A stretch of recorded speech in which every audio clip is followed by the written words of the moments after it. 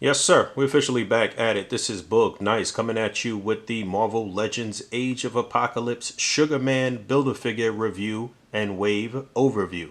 Let's do it. This ain't for no scalper. You a scalper? Then fuck out shit. This one's for them real collectors. That's army building and posing figures. Marvel Legends, imports, mini Mayfield fucking with them.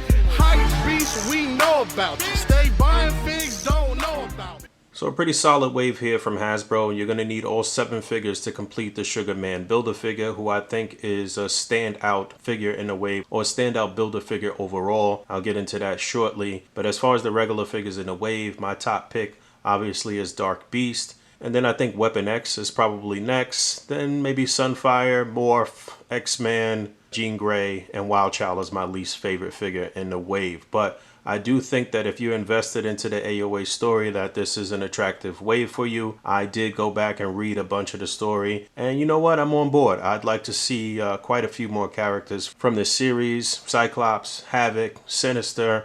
They could do every last one of them, really. Nightcrawler, Colossus. I mean, sky's the limit with this line. Like I said, I think this is just Series 1, and we will see probably 4 series of AOA, I think. Some things to note that I forgot. The Dark Beast figure has like a drop-down mechanism on the pelvic area, lower torso, same as the regular 616 Beast, so I forgot to note that.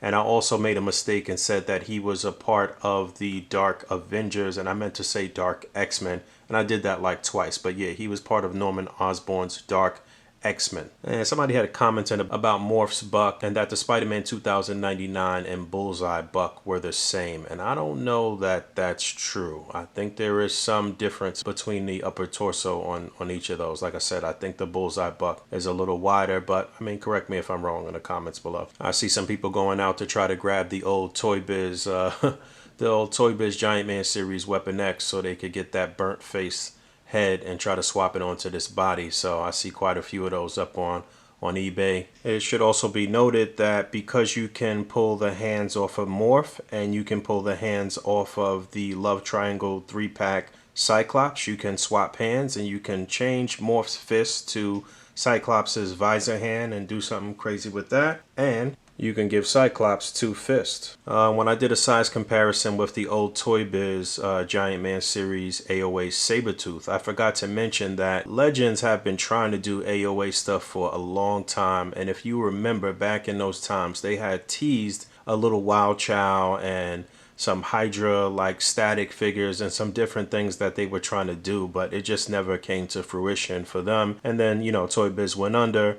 But Hasbro is definitely reinvigorated, refocused, and they are determined to give us these AOA characters. Although the individual figures in the wave were a little light on accessories, if you've been collecting Legends at least for the past 5 or 6 years, you got quite a few opportunities to kit bash and mix and match and make each figure to your liking. You should have a pretty extensive collection of hands and heads. But again, just judging the line on its own merits and how each figure came out of the package, I do think this is a solid wave. They always do a great job with the X-Men themed waves. So moving forward, let's talk about the Sugarman Build-A-Figure. Alright, so here's the Sugarman Build-A-Figure in all of his glory. Sugarman first appeared in Generation Next number 2 in 1995 as part of the AOA storyline. Unlike a lot of the other characters in the AOA universe, he does not have a 616 counterpart. He is a character that was specifically created for that universe or a part of that universe. He's an expert biologist and geneticist, and like Dark Beast and Sinister, he is sort of like a mad scientist. He has superhuman strength. He has 4 arms, razor sharp claws. His tongue can extend and retract, and his tongue is sharp as well. He's just a nasty little man. He can also alter his mass and appear larger or smaller. He actually came up under Sinister and was sort of like under his tutelage. So Sugarman was also credited for doing a lot of crazy experiments like Dark Beast on the humans in the facility that he was in control of.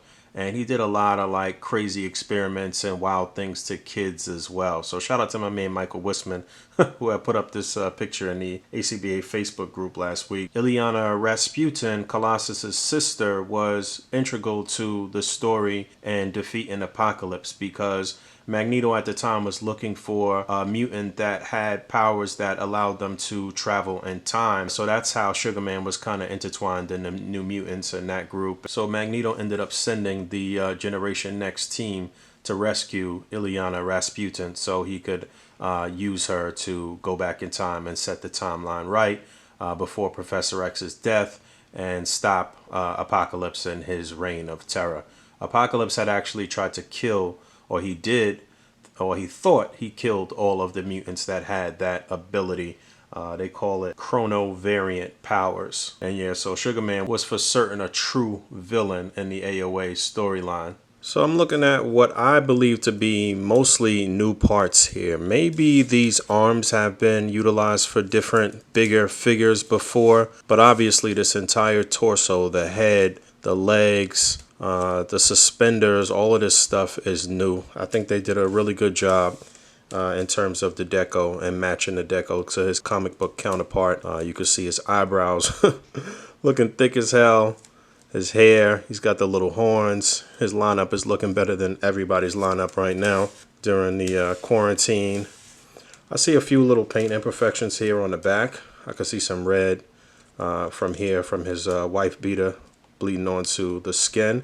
You can see a little bit of hair on the back. I think they probably could have put a little more detail as far as this hair goes, because in certain images, the way he was drawn, he seemed pretty hairy. And it looks like there's supposed to be quite a bit of hair, but they didn't really go the distance with the dry brushing, I guess.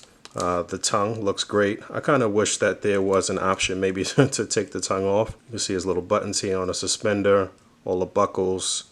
Pretty nice, man. Pretty nice. Let you get up real close and personal.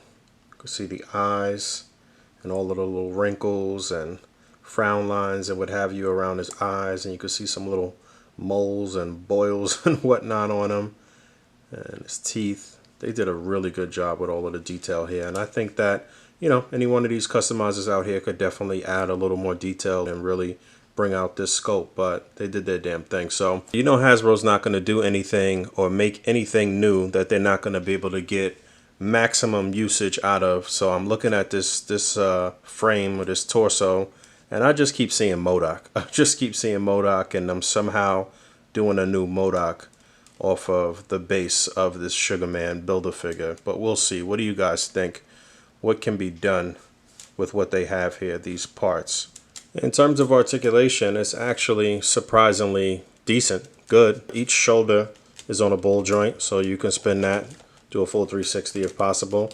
You get upper bicep swivel, you get double jointed elbows, you get a swivel and a hinge on the wrist. You have the pointing finger, which is a little bent on this arm. You got the open hand. You got the hand where he can hold the hammer. And then you got a fist. And the hands do pop out, so you can mix and match. No problem swapping them out. You know, obviously you got to keep them on the proper side, or else he'll have, you know, mismatched fingers on the wrong arm. But yeah, there's a look at that. So like I said, these pop off with no issue, and these are separate parts, so you can actually pull these off and mix and match them. I guess they're all the same, so you wouldn't really want to or wouldn't really need to mix and match the little bracelets. More like wristbands actually, but I was able to plug the hammer in here on this side. It's supposed to be able to slip into here. It was like a pain in the ass trying to get this in here, and I don't know if it goes this way or the opposite way, but this was the easiest way for me to get it in. But continuing on with his articulation, the legs, I guess you want to call this a T-joint at the pelvis, but the legs can move and they can rotate at the upper thigh as well. But I'm skipping over something actually. He can actually turn at the waist too, which is, sorry about that, 8 o'clock here, that was the curfew alarm. But yeah, he could turn at the waist, which is pretty surprising. And you could turn him almost all the way around.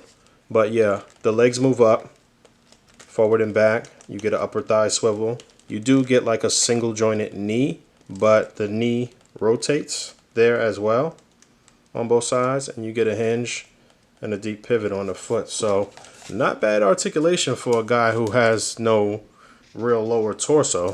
This entire apparatus with the suspenders, is a separate part. So I suppose if you wanted to take this off somehow you could. I don't know who or what you would use it for, but it's possible. Alright, a few quick size comparisons and I'm going to get y'all up out of here. It's not like we could do any head swaps or anything like that. Maybe I'll see what's up with these arms. I need to look at some other figures. But let's stay within the AOA universe first. So I have the old Hasbro Nemesis Build-A-Figure on the left, and like I've said all throughout this review, I think that we're going to be getting a new Nemesis at some point. Maybe he'll be a deluxe figure, maybe he'll be a Build-A-Figure for one of the other waves, because I am predicting that we'll get at least 4 AOA waves. And then the only other villain in this wave is the Dark Beast, which I think is the best single-carded figure. SUGARMAN is great. If you're not invested into AOA, you didn't read the story or anything like that, I still wouldn't pass up on this Build-A-Figure because I think Hasbro did a really good job on this. But that's how those baddies stack up. And there's the 616 Apocalypse. I assume that the AOA Apocalypse, when it drops, is going to be pretty much the same buck with some different sculpting on the lower legs and arms and what have you. So the height should be about the same. And then we got Morph there on the right. And there's a little blast from the past, the old Toy Biz Mojo Build-A-Figure. I'd definitely like to see Hasbro tackle a Mojo figure. That would be really cool. This still holds up as a decent Build-A-Figure, so Hasbro would have their work cut out for them. And we long overdue for a new MODOK. I think we will see that for sure. Being that they're reviving the AIM soldiers, I think MODOK is a sure bet in 2021. And there he is next to the Sasquatch Build-A-Figure on the left, and another blast from the past, Blastar, which was part of an old box set from SDCC, the Thanos Imperative box set, if I'm not mistaken. And I'm looking at these arms on Sasquatch, and maybe that was the original mold for these arms for SUGARMAN. And one more and I'm gonna get out of here. So on the far left is the Warlock Build-A-Figure, and on the far right is Magic. I put these two in there to remind me that we need some sort of completed version of the New Mutants for sure. And then the old Toy Biz Franklin Richards right next to SUGARMAN on his immediate left. One more thing I wanted to try before I get out of here. I'm surprised they didn't pack SUGARMAN in with 2 weapons. Oftentimes he is illustrated with the axe and the hammer. So I actually grabbed the hammer from the old Hasbro Blob Build-A-Figure series Thor. I couldn't find the figure, but I found the axe, and I'm pretty sure they repurposed this axe and gave the same axe to the Ares figure a couple of times too. But the hands are not really suited to hold the axe that firmly, at least not around the middle, so you gotta kind of finagle with it. And I ended up putting the hammer in the other hand where he's kind of like pointing. But I guess you could finesse it in some shots. And that's pretty much it. I'm getting up out of here. I think this is one of Hasbro's best Build-A-Figures, no question about it. So I'm pretty happy with this Build-A-Figure. And listen, man, the concept of a Build-A-Figure is that you buy 6, 7, maybe 8 figures and you get 1 for free. So for the free figure, pretty damn nice. All right, thanks for hanging out. As always, rate, comment, and subscribe. Hit the bell down there, and until next time, peace.